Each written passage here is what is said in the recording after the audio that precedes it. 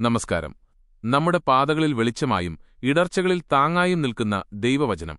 അത് നമ്മുടെ ജീവിതത്തിന്റെ വഴികാട്ടിയാണ്.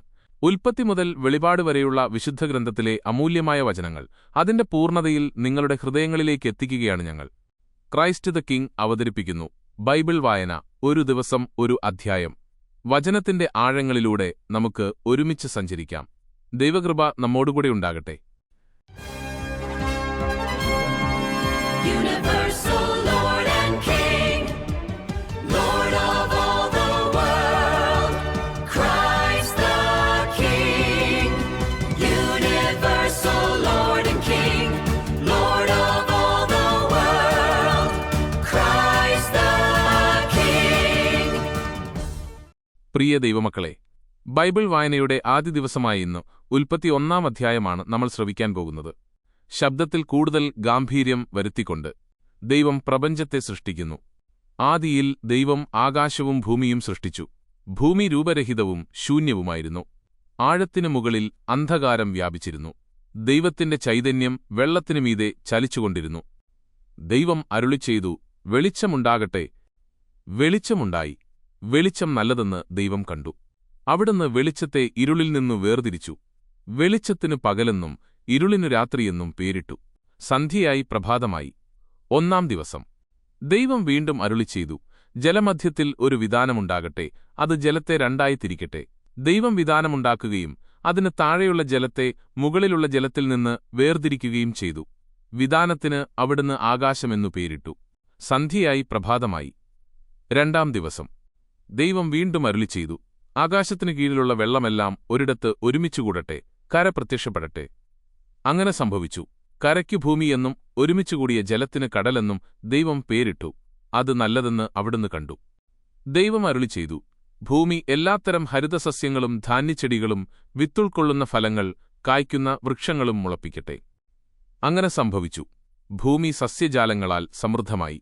അവ നല്ലതെന്ന് ദൈവം കണ്ടു. സന്ധ്യയായി പ്രഭാതമായി. 3-ാം ദിവസം. ദൈവം വീണ്ടും അരുളിച്ചെയ്തു, രാവും പകലും വേർതിരിക്കാൻ ആകാശവിതാനത്തിൽ പ്രകാശങ്ങളുണ്ടാകട്ടെ. അവ ഋതുക്കളും ദിനങ്ങളും വർഷങ്ങളും കുറിക്കുന്ന അടയാളങ്ങളായിരിക്കട്ടെ. ദൈവം 2 മഹാദീപങ്ങൾ സൃഷ്ടിച്ചു. പകലിനെ നയിക്കാൻ സൂര്യനും രാത്രിയെ നയിക്കാൻ ചന്ദ്രനും. നക്ഷത്രങ്ങളെയും അവിടുന്ന് സൃഷ്ടിച്ചു. ഭൂമിയിൽ പ്രകാശം ചൊരിയാനും വെളിച്ചത്തെ ഇരുളിൽ നിന്ന് വേർതിരിക്കാനും ദൈവം അവയെ ആകാശവിതാനത്തിൽ സ്ഥാപിച്ചു. അത് നല്ലതെന്ന് അവിടുന്ന് കണ്ടു. സന്ധ്യയായി പ്രഭാതമായി. 4-ാം ദിവസം. ദൈവം വീണ്ടും അരുളിച്ചെയ്തു, വെള്ളം ജീവജാലങ്ങളെ പുറപ്പെടുവിക്കട്ടെ, പക്ഷികൾ ഭൂമിക്ക് മീതെ ആകാശവിതാനത്തിൽ പറക്കട്ടെ. അങ്ങനെ ദൈവം ഭീമാകാരങ്ങളായ ജലജന്തുക്കളെയും കടലിൽ പറ്റം ചേർന്ന് ചരിക്കുന്ന സകലവിധ ജീവികളെയും എല്ലാത്തരം പക്ഷികളെയും സൃഷ്ടിച്ചു. അവ നല്ലതെന്ന് അവിടുന്ന് കണ്ടു. ദൈവം അവയെ ഇങ്ങനെ അനുഗ്രഹിച്ചു, സമൃദ്ധമായി പെരുകി കടലിൽ നിറയുവിൻ, പക്ഷികൾ ഭൂമിയിൽ പെരുകട്ടെ. സന്ധ്യയായി പ്രഭാതമായി. 5-ാം ദിവസം. ദൈവം വീണ്ടും അരുളിച്ചെയ്തു, ഭൂമി എല്ലാത്തരം ജീവജാലങ്ങളെയും കന്നുകാലികൾ, ഇഴജന്തുക്കൾ, കാട്ടുമൃഗങ്ങൾ എന്നിവയെ പുറപ്പെടുവിക്കട്ടെ. അങ്ങനെ സംഭവിച്ചു.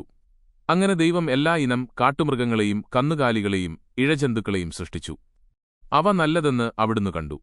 ദൈവം വീണ്ടും അരുളിച്ചെയ്തു, നമുക്കു നമ്മുടെ ഛായയിലും സാദൃശ്യത്തിലും മനുഷ്യനെ സൃഷ്ടിക്കാം. അവർക്കു കടലിലെ മത്സ്യങ്ങളുടെയും ആകാശത്തിലെ പറവകളുടെയും നാൽക്കാലികളുടെയും ഭൂമി മുഴുവന്റെയും ഭൂമിയിൽ ഇഴയുന്ന സർവ്വജീവികളുടെയും മേൽ ആധിപത്യമുണ്ടായിരിക്കട്ടെ. അങ്ങനെ ദൈവം തന്റെ ഛായയിൽ മനുഷ്യനെ സൃഷ്ടിച്ചു. സ്ത്രീയും പുരുഷനുമായി അവരെ സൃഷ്ടിച്ചു. ദൈവം അവരെ ഇങ്ങനെ അനുഗ്രഹിച്ചു, സന്താനപുഷ്ടിയുള്ളവരായി പെരുകുവിൻ, ഭൂമിയിൽ നിറഞ്ഞ് അതിനെ കീഴടക്കുവിൻ. കടലിലെ മത്സ്യങ്ങളുടെയും ആകാശത്തിലെ പറവകളുടെയും ഭൂമിയിൽ ചരിക്കുന്ന സകല ജീവികളുടെയും മേൽ നിങ്ങൾക്ക് ആധിപത്യമുണ്ടായിരിക്കട്ടെ.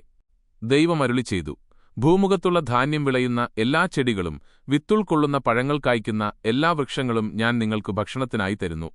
ഭൂമിയിലെ മൃഗങ്ങൾക്കും ആകാശത്തിലെ എല്ലാ പറവകൾക്കും ഇഴജന്തുക്കൾക്കും ജീവശ്വാസമുള്ള സകലതിനും ആഹാരമായി ഹരിതസസ്യങ്ങൾ ഞാൻ നൽകിയിരിക്കുന്നു. അങ്ങനെ സംഭവിച്ചു. താൻ സൃഷ്ടിച്ചതെല്ലാം വളരെ നന്നായിരിക്കുന്നുവെന്നു ദൈവം കണ്ടു. സന്ധ്യയായി പ്രഭാതമായി. 6-ാം ദിവസം. പ്രിയ ദൈവമക്കളെ, ഇന്നത്തെ വായന അവസാനിക്കുമ്പോൾ ഈ വേദവാക്യങ്ങൾ നിങ്ങൾക്കുപകാരമായി എന്ന് തോന്നുന്നെങ്കിൽ ചാനൽ സബ്സ്ക്രൈബ് ചെയ്യാനും ലൈക്ക് ചെയ്യാനും നിങ്ങളുടെ കൂട്ടുകാരിലേക്ക് ഈ വായന ഷെയർ ചെയ്യാനും മറക്കരുത്.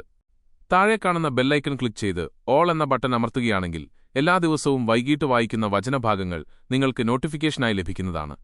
നാളെ വൈകിട്ട് 5:30 കാണും വരേക്കും നന്ദി, നമസ്കാരം. എല്ലാവരെയും ദൈവം അനുഗ്രഹിക്കട്ടെ.